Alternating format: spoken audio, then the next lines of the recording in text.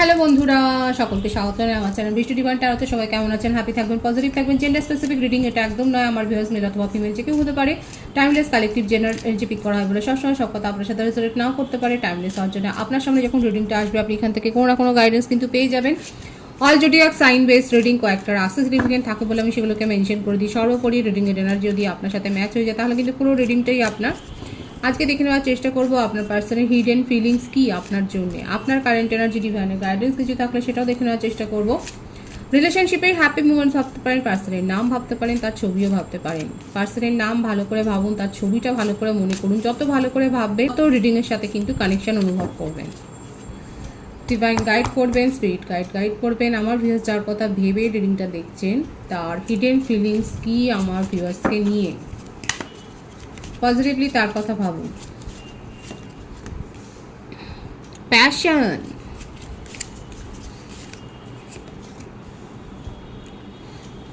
Perfection, কমপ্লেন্সি,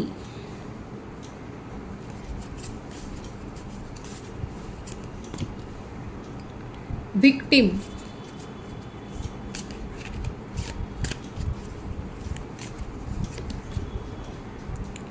renewal.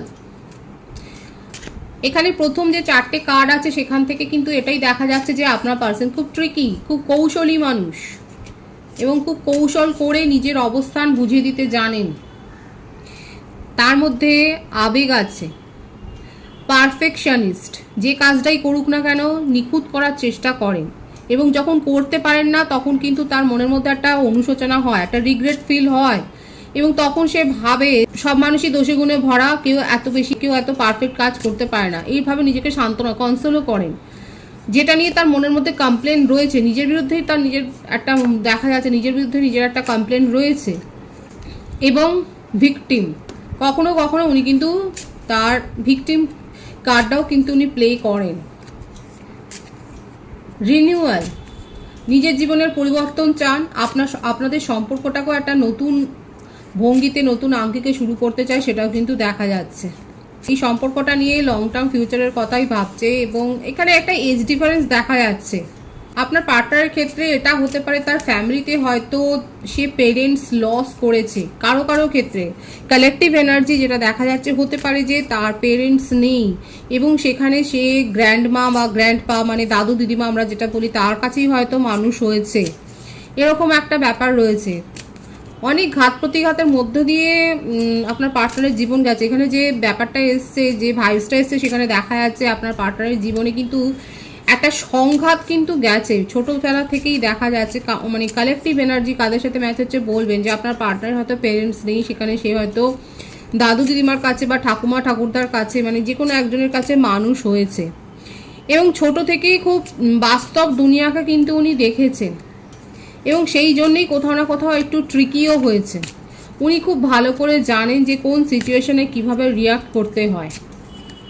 তার বিরুদ্ধে যদি আপনি কমপ্লেনও করেন, দেখা যাচ্ছে যে হয়তো রিলেশনশিপে আপনি হয়তো তার সাথে যখন আছেন বা এখন হয়তো সেপারেশন হয়েছে, কিন্তু দেখা যাচ্ছে আপনি হয়তো তার বিরুদ্ধে অভিযোগ করেছেন, কিন্তু সে কিন্তু সুচতুরভাবে সেই অভিযোগটা কিন্তু জবাব দিয়েছে, অ্যাকসেপ্টও করেছে, আবার এমনও বুঝিয়ে দিয়েছে সেটার জন্য উনি কতটা দায়ী বা পরিস্থিতি কতটা তার বিপরীতে গেছে কিংবা কতটা উনি নাচার ছিলেন, কতটা উনি অপারক ছিলেন কিছু ঠিক করার জন্য। কিন্তু যেটাই হোক না কেন দেখা যাচ্ছে আপনি যে তাকে হিল করেছেন, আপনার সঙ্গে থাকলে পরে উনি যে ভালো থাকেন, মনের মধ্যে তার একটা পিস থাকে, এটা কিন্তু উনি রিয়েলাইজ করেছেন এবং তার জন্যই কিন্তু উনি আপনার সাথে সম্পর্কটাকে কিন্তু রিনিউয়াল করতে চায় এবং গ্রো করতে চায়।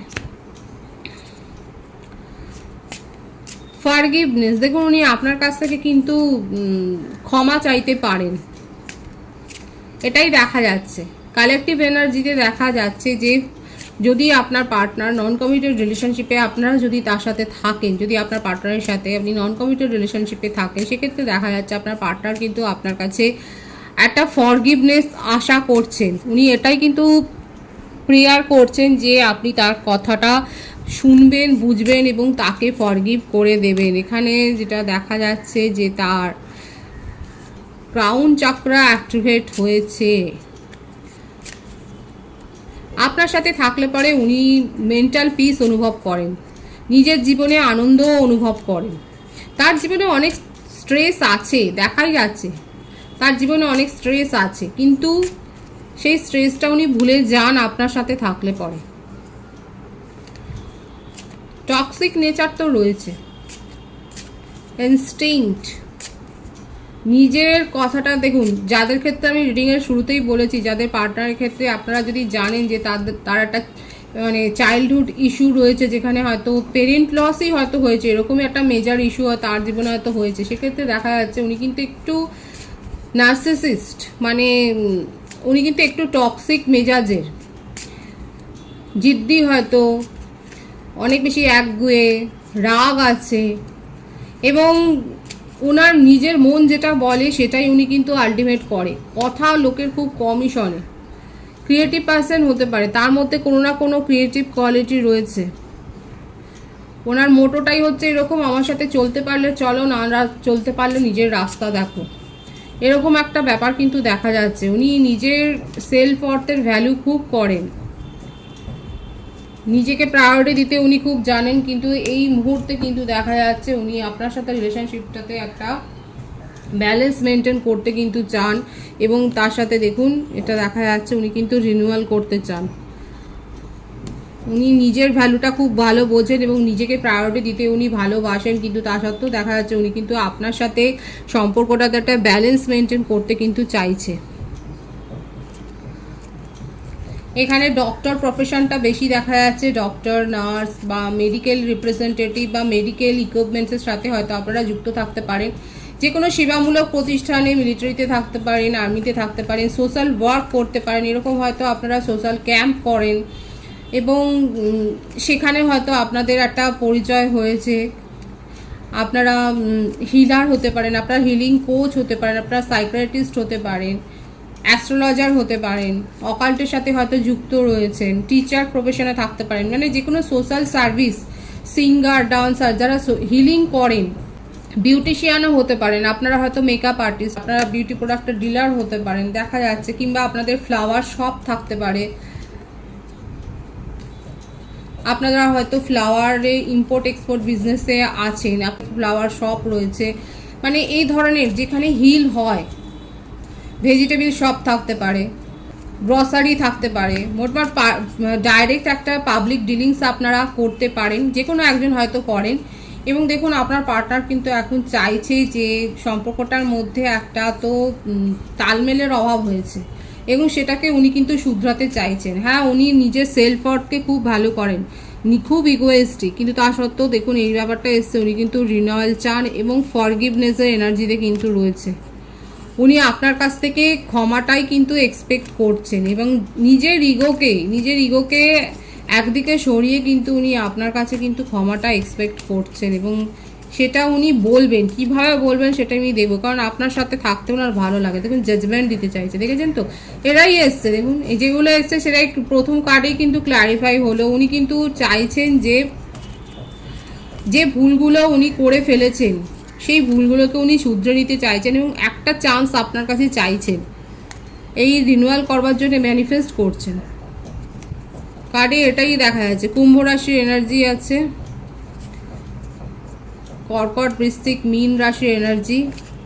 আপনাকে ভীষণভাবে ম্যানিফেস্ট করছেন, এই সম্পর্কটাকে ভীষণভাবে ম্যানিফেস্ট করছেন, ছোটোখাটো কমিটমেন্ট দিতে চায়। আমি বলবো না যে উনি ম্যারেজ প্রপোজাল নিয়ে আপনার কাছে উপস্থিত হবেন, সেটা নয়, কারণ ওনার নিজের জীবনই দেখা যাচ্ছে অনেক অগোছল, যেখানে যদি তার এরকম কোনো ইস্যু থাকে, কালেকটিভ এনার্জি কারো না কারোর সাথে ম্যাচ হতে পারে, যে যদি তার এরকম একটা প্যারেন্টিয়াল ইস্যু থাকে তাহলে কিন্তু দেখা যাচ্ছে তার নিজের জীবনটাই একটা দিকে একটু ড্যামেজ এবং সেক্ষেত্রে সে কিন্তু অতটাও ভাবেনি, কিন্তু তবু আপনার সাথে থাকতে তার যেহেতু ভালো লাগে, একটা হ্যাবিট গ্রো হয়ে গেছে, একটা অভ্যাসে পরিণত হয়েছে যে আপনি সাথে থাকলে তার জীবনটা ভালো হয়, তার জীবনের অ্যাক্টিভিটিগুলো, লাইফ অ্যাক্টিভিটিগুলো ভালো হয়, সে একটা পারপাস খুঁজে পায়, লাইফের একটা মিনিং খুঁজে পায় এবং সেই জন্যেই উনি আপনার সাথে রিলেশনশিপটাকে না বরবাদ করতে চান না, সেটাকে ধ্বংস করতে চায় না, বরং সেটাকে রিপেয়ার করতে চায়, মেরামত করতে চায়। যে রিলেশনশিপে যে ক্ষতটা তৈরি হয়েছে, সম্পর্কের মধ্যে যে ক্ষতটা তৈরি হয়েছে সেটাকে কিন্তু রিপেয়ার করতে চায় বাই হার্ট, সেটাই দেখা যাচ্ছে।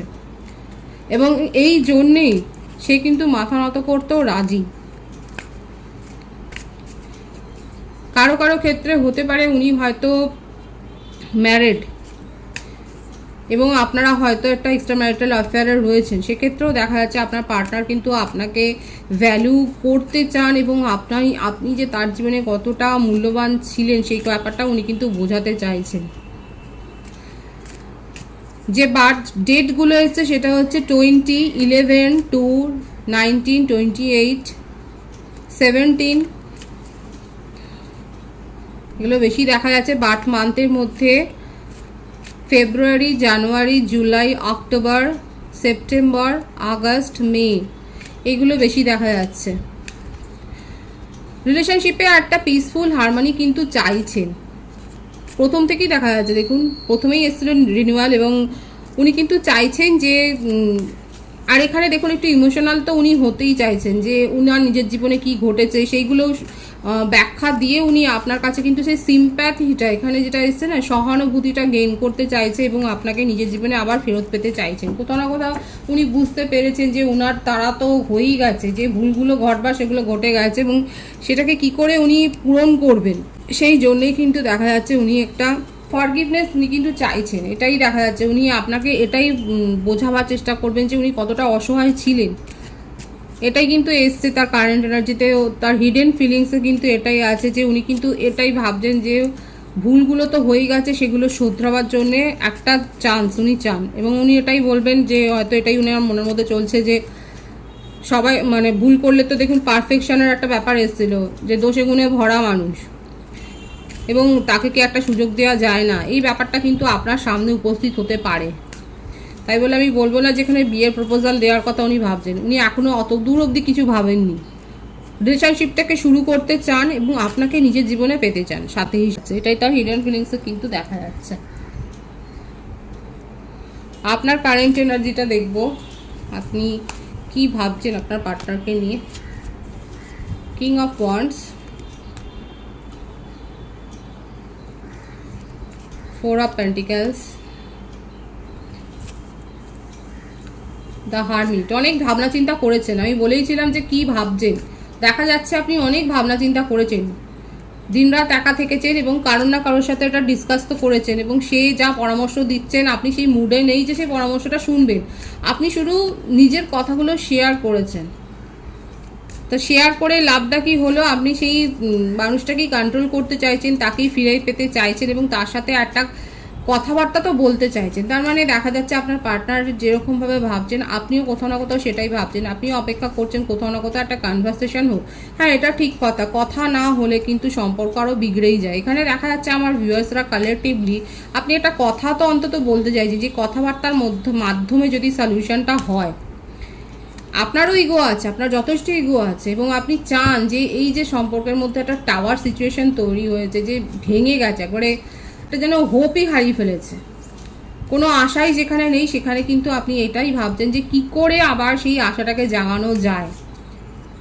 আপনার পার্টনারও কিন্তু সেটাই চাইছে, যে উনিও একটা অসহায় অবস্থায় রয়েছেন, উনি নিজের ব্যাপারটা উনি বোঝাতে চান এবং কোথাও না কোথাও আপনিও শোনবার জন্যই দেখা যাচ্ছে আপনি কিন্তু অপেক্ষা করছেন। কালেকটিভলি আপনারা দেখা যাচ্ছে এই যে আপনাদের সম্পর্কের মধ্যে একটা শীতলতা এসে গেছে, এই যে ভেঙে যাওয়ার মুখে ভেঙেই গেছে কারো কারো ক্ষেত্রে, সেখান থেকে কিন্তু আপনি ধৈর্য ধরে অপেক্ষা করছেন। আপনি এটা ডিভাইনের ব্লেসিংস আছে আপনার, যদি আপনারা সময়ের হাতে ছাড়েন তাহলে ডিভাইন টাইমিংয়ে কিন্তু এই যে টাওয়ার পজিশন, যেটা সেপারেশন দেখা যাচ্ছে, এখান থেকে সম্পর্কটা কিন্তু রিনিউয়াল হবে। কারণ আপনার পার্টনারের ক্ষেত্রে এসেই ছিল রিনিউয়াল এবং উনি কিন্তু ফরগিভ চান, মানে উনি কিন্তু আপনার কাছে ক্ষমাটাই চাইছেন, যেটা করে ফেলেছেন যে ভুলটা, সেটা শুধরাবার একটা কিন্তু সুযোগই উনি চাইছেন।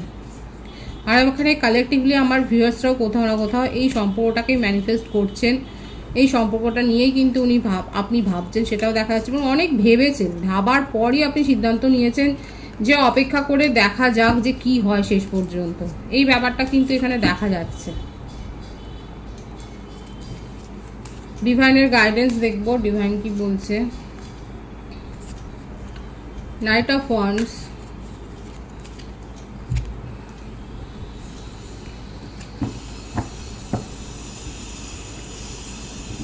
Ace of Swords, 3 of Swords, divine বলছে যে আবেগের সাথে কোনো সিদ্ধান্ত নেবেন না, আবেগবহুল হয়ে কোনো সিদ্ধান্ত নেবেন না, সেখানে যথাযথ যাচাই করুন, না হলে কিন্তু হার্টব্রেক সিচুয়েশান হতে পারে, না হলে কিন্তু আপনি মেন্টালি দেখেছেন তো কীরকম রিগ্রেট অনুশোচনার মধ্যেও পড়ে যেতে পারেন। ডিভাইন আরও বলছে অপেক্ষা করুন সঠিক সময়, কারণ এখানে এসছে ডিভাইনিং টাইমিংয়ে সব কিছু ঠিক হবে। তাড়াহুড়ো করে কোনো সিদ্ধান্ত নেবেন না, তাড়াহুড়ো করে সিদ্ধান্ত নিতে গেলে কিন্তু আপনার এই সিচুয়েশান হতে পারে। এখানে কিন্তু ডিভাইন দেখিয়ে দিচ্ছে তাড়াহুড়ো করে সিদ্ধান্ত নিলে হার্টব্রেক এবং ডিসঅ্যাপয়েন্টমেন্টের মধ্য দিয়ে আপনি কিন্তু যেতে পারেন। কিন্তু যদি পরিস্থিতি আপনি বিবেচনা করেন, সেখানে যদি ক্ল্যারিটিটা আপনার চোখের সামনে আসে, যদি সবটা আপনার চোখের সামনে যাচাই হয়ে যায়, তাহলে আপনি সিদ্ধান্ত নিতেই পারেন। ওয়েট করুন, ডিভাইনিং টাইমিংয়ে সব কিছু ঠিক হয়ে যাবে। আর তাড়াহুড়ো করে কোনো সিদ্ধান্ত নেবেন না, সেটা যে কোনো ক্ষেত্রেই হতে পারে, আপনার কেরিয়ারের ক্ষেত্রে হতে পারে, আপনার লাভ লাইফে হতে পারে, আপনার পার্সোনাল লাইফে হতে পারে, আপনার ফ্যামিলি লাইফে হতে পারে, কোনো ফাইন্যান্সিয়াল হয়তো আপনি মানে কোনো ফাইন্যান্স হয়তো ইনভেস্ট করছেন, সেখানে হতে পারে, যে কোনো ক্ষেত্রে হতে পারে যে তাড়াহুড়ো করে সিদ্ধান্ত নিতে কিন্তু বারণ করছে ডিভাইন। সেখানে কিন্তু ডিসঅ্যাপয়েন্টমেন্টের একটা সম্ভাবনা রয়েছে, হবেই যে আমি সেটা বলছি না, সম্ভাবনা রয়েছে, সেটাই ডিভাইন কিন্তু দেখিয়ে দিচ্ছে। বরং ধীরে সুস্থে ওয়েট করুন, একটু ভালোভাবে পরিস্থিতি যাচাই করে তারপর সিদ্ধান্ত নেবেন। পজিটিভ আছে এনার্জিকে অবশ্যই ক্লেম করে নেবেন। রিডিংয়ের এনার্জি যদি আপনার সাথে ম্যাচ হয়ে যায়, রিডিংটা লাইক করে এনার্জি অবশ্যই এক্সচেঞ্জ করে নেবেন, যেটা শুনবে জরুরি। সকলকে আমার চ্যানেলে অনেক অনেক স্বাগত এবং শুভেচ্ছা জানাই। যারা রয়েছেন তাদেরকে অনেক ভালোবাসা, আপনাদের ভালোবাসায় সহযোগিতা এই পরিবারকে বৃহত্তর করে তুলুন। রিডিংটি একটু শেয়ার করে দেবেন, চ্যানেলটা সাবস্ক্রাইব করে দেবেন। সবাই ভীষণ ভীষণ ভালো থাকবেন।